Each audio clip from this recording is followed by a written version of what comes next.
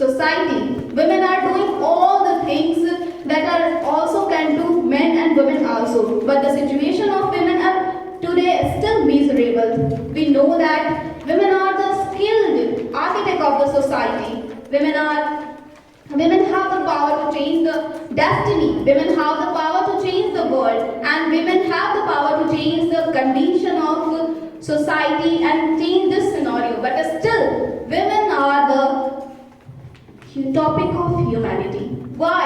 We should think about it and just think that in this patriarchal society, women are considered as an object, and men and the person who have orthodox thinking, they think that women have also only some few works, like they think that women are for giving their children to birth to their children, and also they think women are for growing up their children and women are for doing house chores.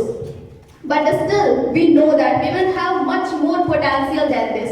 She can change the world. She has the potential that she can do